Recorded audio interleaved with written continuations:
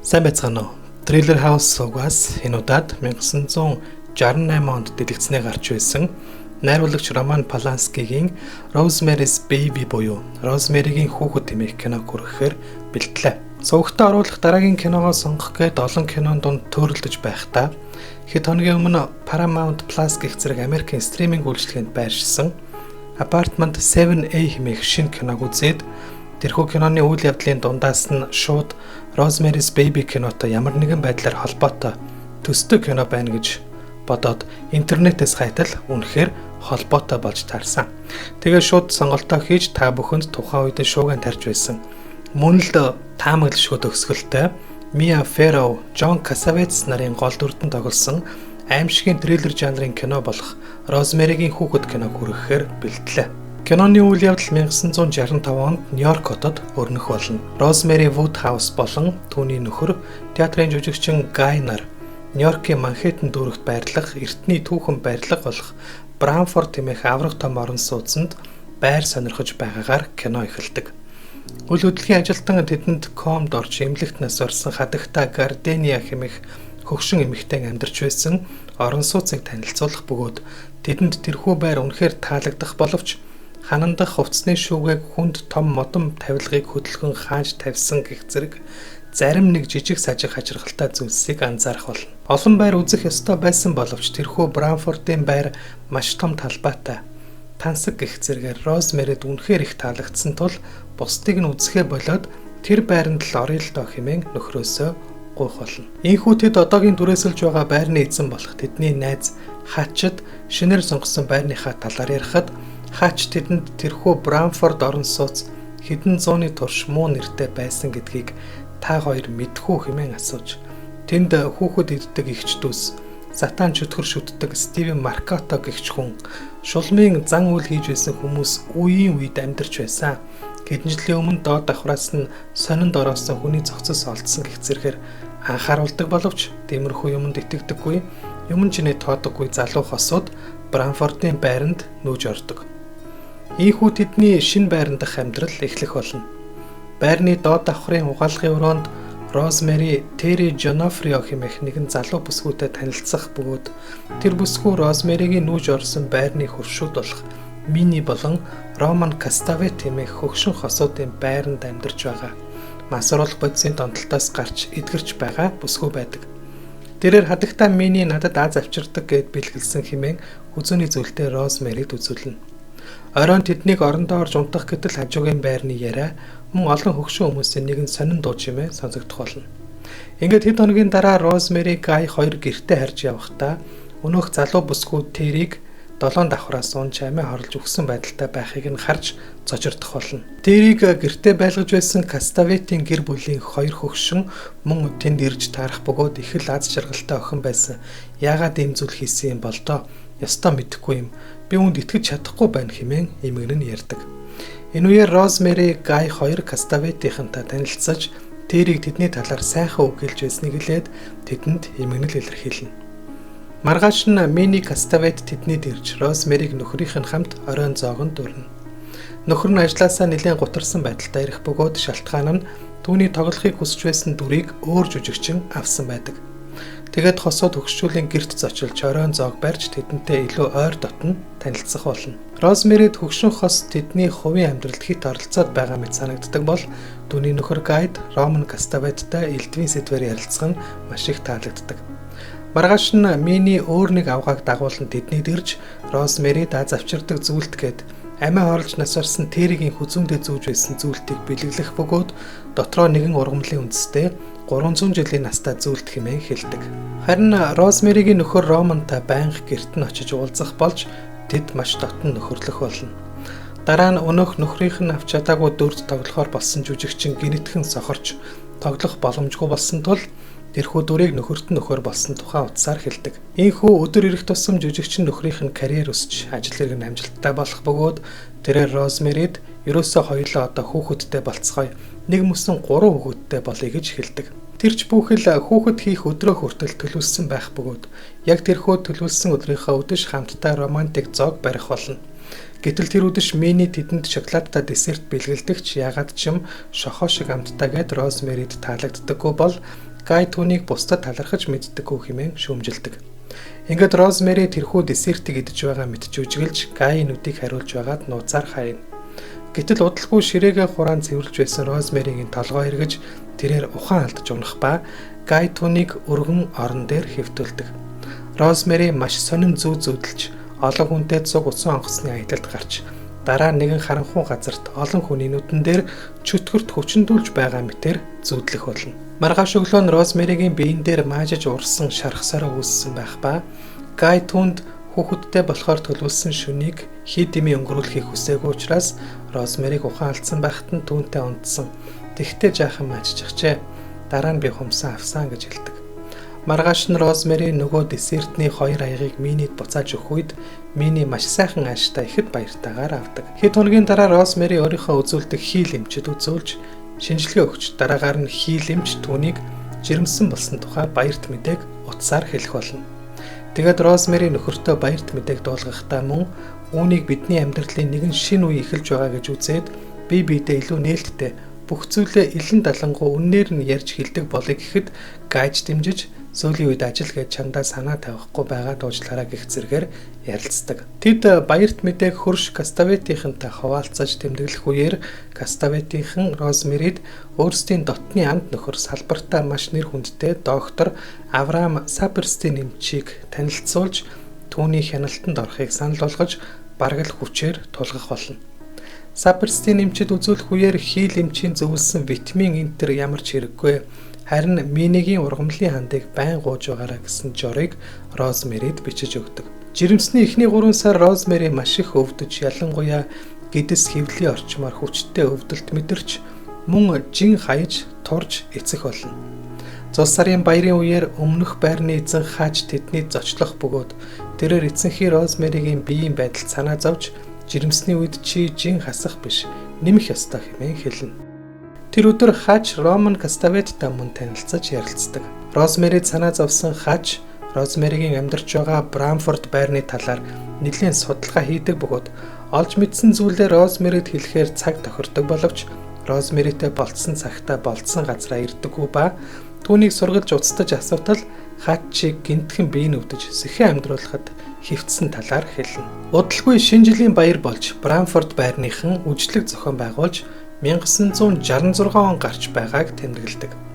Дараа нь Гай Розмэри хоёр найзуудаа гэртээ өрн шинэ оны үжлэг хийх үеэр Розмэри сэтгэл санаагаар унж уйлах ба найзууд нь түүний биеийн байдалд санаа зовж тийм хүчтэй өвдөлт чинь ямар нэг зүйл болохгүй байгаагийн дохио хийл эмчэд очиж үзүүлгэж зөвлөдөг. Үжлэгийн дараа Розмэригийн бие хүчтэй өвдөж өвчнүүд эсэлгүй хийл эмчэд үзүүлэхийг хүсдэгч Гай эсэргүүцэж Саперстийн эмчийг үл хүндэтгсэн хэрэг болно гэж хэлдэг ба тэднийг маргалдаж байх үеэр тэсвэрлэхийн аргагүй өвдөлт гинт намжин зүгээр болж Розмэри гидсэн доторх хүүхэд хөдлөхийг мэдэрдэг.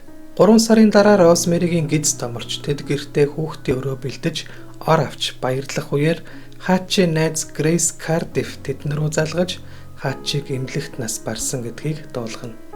Тэгээд хаачийн оршуулган дээр тэрхүү Грейс Кардиф гэгч найз нь Розмэрид хаачийн өгөөрөө гэсэн номыг дамжуулж өгдөг. Хаач нас барахынхаа өмнөхөн ухаан орж Розмэрид тэрхүү номыг өгсөн байдаг ба шулмын тухай өгүүлсэн тэрхүү номон дээр нэр нь анаграм шүү гэж бичиж үлдээсэн байдаг.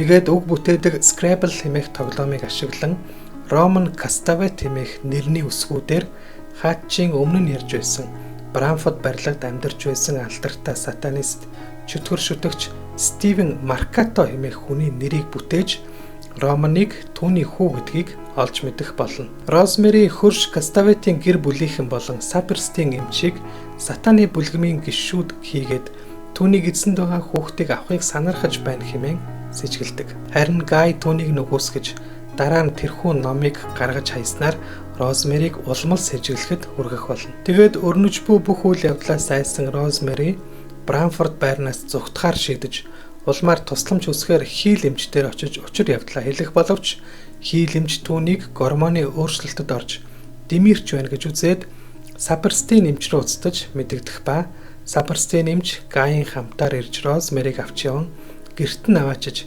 Хэрвээ тайвширч тэдний үгэнд орохгүй бол түүнийг галзуугийн эмнэлэгт хийн шүү хэмээн айлган сүрдүүлдэг. Розмэри тэднээс зүгтааж өөрийгөө гэртээ төгжинэ. Үүнтэй зэрэгцээд Розмэригийн төрхийн өвдөлт эхэлдэг. Гэтэл ямар нэгэн аргаар байрны хүмүүс нөхрийнх нь хамтаар олноороо гэрт нь нэвтрэн орж ирж тэд хүч хэрэглэн Розмэрийг барьж авч Саберстийн эмч Розмэрид тайвшруулах тариа хийх ба эмч өвдөлт эхэлснийг мэдэж Розмэрийг гэрт нь төрүүлэхээр болдог. Розмэри ухаан алдахаасаа өмнө чамаагаа аварч чадаагууд намайг уучлаарай хэмээн төрөөгүй хүүхдээсээ уучлалт гуйх болно. Розмэрийг ухаан орж сэрэх үед түүнийг хүү төрүүлсэн ч хүүн амьд гарч чадаагүй гэж хэлдэг. Розмэри та нар надад худлаа хэлж байна хэмээн орилж хашигчигч хүчин мөхөстнө. Нөхөр нь түүнд чамд тохиолдсон зүйл жирэмсэн эмэгтэйчүүдэд илэрдэг сэтгэл санааны өөрчлөлт, дэмэрэл гих зүйлэл байсан эмээ хэлж тайвшруулна. Би нараа дээрдсэн Розмэри түүнд эмчийн бичиж өгсөн гих эмийг байн гуулгаж байгаа явдал. Түүний чинэрсэн хөхнөөс гарч байгаа сүг хаялгүй хадгалж байгааг ажиглан сэжгэлж мөн хажуу айлаас нялх хүүхдийн уйлах дуу чимээг сонсох болно. Харин Гай түүнд дээд давхарт нялх хүүхдтэй шинэ аль нүүж ирсэн хэмээн хэлдэг. Энэ хэсгээс эхлээд киноны үйл явдлын гол зангилаа тайлагдах тул та үзэх хэсгээ өөрөө шийдээрэй. Өөрийнхөө хүүхдийг амьд байгаа гэж итгэсэн Розмэри анх тэрхүү байранд ороход хүнд модон тавилгаар хааж тавьсан байсан ханны хувцсны шүгэний ард нууц хаалга байгааг олж тэрхүү нууц хаалга шууд Каставетийнхний гэртэй холбогддог болохыг олж мэдэх болно. Өмнө нь түүнийг өөрийгөө гэртээ төвчгöd гэрт нь хүмүүс энэхүү нууц хаалгаар орж ирсэн нь тодорхой болдог. Тэгээд Розмэри галтгооноос хутаг аваад тэрхүү нууц хаалгаар Каставетийнхний гэрт явж орно. Гэтэл тэнд түүний нөхөр Гай, Каставетийнхэн, Саберстийн эмч болон байрны бусад хүмүүс бөөнөрөө цугларсан байх бөгөөд тэдний голд буруу тийш нь харуулсан загалмай өлгсөн хав хар өнгөтэй хүүхдийн ор байдаг. Энэ хэсгээс Брамфорд барилгын хүмүүс сатаны бүлгмийн гишүүд болох нь тодорхой болох ба Розмэри хүүхдийн оронд ойртож хүүхдээ харсны дараа цочирдон шоконд орж та нар хүүхдийг минь яачихсан юм бэ? Хүүхдийн минь нүдийг яачихсан юм хэмээн асуудаг. Роман түнд хүүхэд эцгийнхээ нүдийг дуурайсан гэж хариулах бол Розмэри Гай ийм нүдгүй та нар хүүхдийг маань яачихсан юм уу гаж донтнуудаа гэхэд Роман Гай түүний эцэг биш. Түүний эцэг бол Сатан. Сатаны хүү Эдриан тамаас энэ ертөнцид мэндэллээ гэж хэлэхэд тэнд цугларсан хүмүүс Сатан манд тугаа, Эдриан манд тугаа хэмээн хэлцгээдэг. Миний түнд Сатан өөрийнхөө хүүг төрүүлэх хүнээр энэ ертөнцийн олон мянган бүсгүүчүүдээс чамааг онцгойлон сонгосон хэмээн Розмэрид хэлнэ. Цөхөрсөн Розмэрийг ийм байх боломжгүй гэхэд тэд хүүхдийн гар хөлийг харалтаа гэж хэлцгээв. Роман Розмэрид тайван гихчин хүүхдээ өсгөж том болоход нь чи бидэнд яагаад тусалж болохгүй гэж хэрвээ чи хүсэхгүй бол бид чамайг заавал бүлгэмдээ элсүүлэх шаардлагагүй шүү дээ. Зүгээр л төрүүлсэн хүүхэдтэй ээж нь байхад хангалттай. Энэ талаар сайн бодож үзээрэй Розмэри гэж хэлнэ. Сатаны хүү Эдриан төрсөн тухай мэдээ тарж Сатаны шүтэн бишрэгчэд араараасаа Каставетийн гэрт хурж ирцгэх болно. Сатаны бүлгэмтэй тохиролцоо хийж жүжигчний карьераа амжилттай болгож алдартай болсон түүний нөхөр Гай бид том шагнал хүртэх болно. Одоо өөрсдийнхөө хүүхдийг төрүүлсэн ч болно хэмээн Розмэрийг тайвшруулах гэж оролдох үед нөхрөө үзэн ядсан Розмэри түүн рүү нулимж орхино. Няран уйлах чимээг сонссон Розмэри их хүний сэтгэлдээ хөтлөгдөн хүүхдийнхээ орыг зөөлөн гихчин хөдөлгөж хүүгээ хайрын харцаар ширтэн зогссноор кино өндөрлөдөг. Киноны талаарх зарим сонирхолтой баримтуудыг дурдъя. Энэхүү киног зохиолч Айра Левини 1967 оны Розмэригийн хүүхэд хэмээх номоос сэтгүүлэн бүтээсэн бөгөөд анхандаа кино компани зүгээс найруулагчаар ажиллах саналыг Альфред Хичкокт тавьж байсан ч тэрээр уг саналаас татгалзаж байжээ. Уг кино нь Польш гаралтай найруулагч Роман Поланскигийн The Apartment Trilogy буюу орон сууцны гурамсан бүтээл хэмээн нэрлэгддэг 3 киноны хоёр дахь нь бөгөөд үйл явдал нь орон сууцны байранд өрнөдөг. Тэрхүү 3 киноны эхнийх нь 1965 оны Repulsion буюу зэвүүцэл, харин 3 дахь нь The Tenant буюу түрээслэгч хэмээх кинонууд байдаг юм а. Найруулагч Роман Поланскигийн Розмэригийн хүүхэд киног хараалтай кино гэж ярих нь бий.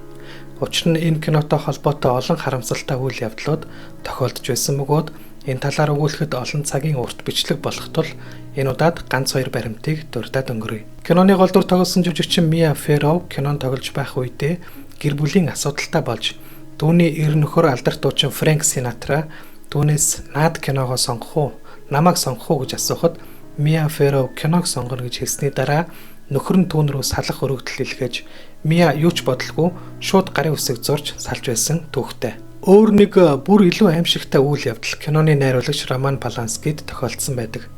Тухайн үеийнхээ хамгийн сайхан бүсгүй нэгээр нэрлэгдэж байсан түүний эхнэр жүжигчин загвар өмсөгч Шэрон Тейт Розмеригийн хүүхэд кино нээлттэй хийснээс 1 жилийн дараа 8 сартаа жирэмсэн байхдаа Чарлз Мэнсон гэгчээр удирдуулсан сатанист хиппичүүдийн бүлэмгийнхний гарт өртөж амиа алдсан түүхтэй. Тухайн үед Роман Полански гэртээ байхгүй байж таарсан бөгөөд үүгээр нь түүнийг киноны Гаин дүртэй адилтгаж жирэмсэн эхнэрээ сатаны бүлгэмд өргөл барьц болгон өгч алдар нэртэй болсон гэж ярилцсан ч бий. Тэрхүү аимшигтай хэрэг явдлын талаар хожим найруулагч Квентин Тарантино Холливуудад 1 удаа нэмэх киног бүтээсэн байдаг. Энэ мэдчлэн Розмеригийн хүүхэд кинотой холбогдсон кинонд ажилласан олон хүмүүст өгүүл хагцал гай зовлон тохиолдсон байдаг тул уг киног хараагдсан кино хэмээн нэрлэх болжээ. Киноны найруулагч Роман Поланскигийн өөрийнх нь үйлдэлсэн өөр аимшигтай олон хэрэг байдаг ч энэ удаад тэр талаар ярихаа дүр азны. Үзэгч та бүхэн түүнийг Оскарын шагнал хүртсэн төгөлдөр хурж киногоор нь ичнээ таних буйзаа. Хэдий хараалттай гэгддэгч Розмеригийн хүүхэд кино ашиг орлого, шагнал, магтаалын тал дээр өндөр амжилт олж байсан юм. Зардлаа 10 дахин өсгөн олж Минигийн дүрийг бүтээсэн жүжигчин Рут Гордон Оскарын шилдэг эмэгтэй туслах дүрийн шагналыг хүртэж, шүүмжлэгчдийн зүгээс ч олон магтаалын үг сонсч, хожим буюу 2014 онд Америк нэгдсэн улсын Конгрессийн номын сан уг киног урлаг, соёл, гоо зүйн хамгийн чухал шилдэг бүтээл хэмээн тодорхойлж, Америк нэгдсэн улсын үндэсний кино санд хадгалах шийдвэрийг гаргаж байсан юм а. Уг киноны үргэлжлэл болох Розмеригийн хүүд юу тохиолдсон бэ хэмээх телевизийн уран сайхны кино 1976 онд гарч ирсэн бол 2014 онд 4 цагийн урттай 2 ангитай ижил нэртэй ремейк телевизийн цоврал мөн гарч байсан юм. Харин 2024 оны 9-р сарын 27 оны өдөр Розмеригийн хүүхэд киноны өмнө болсон үйл явдлыг харуулсан Apartment 7A хэмээх шинэ кино нээлттэй хийгээд байна. Энэхүү кинонд Розмеритэй анх угаалгын өрөөнд танилцаж дараа нь 7 давхраас өсөрч амиа орсон Терри Жонафрио хэмээх бүсгүй тохиолдсон үйл явдлын талаар өгүүлдэг ба хэрвээ та бүхэн энэ киноны товчлыг үзхийг хүсвэл комент бичиж үлдээгээрэй. Энэ удаагийн бичлэг маань үгээр өндөрлөж байна. Хичнээн хараалттай гэгддэгч үзэгч та бүхэн уг киног зөвхөн уран бүтээл гэдэг талаас нь хүлээн аваарай. Бидэнд комент үлдээж, лайк дарж, манаас өгтөө нэгдэж, subscribe хийж байгаа та бүхэнд маш их баярлалаа. Дараагийн бичлэгээр эргэн уулзъя.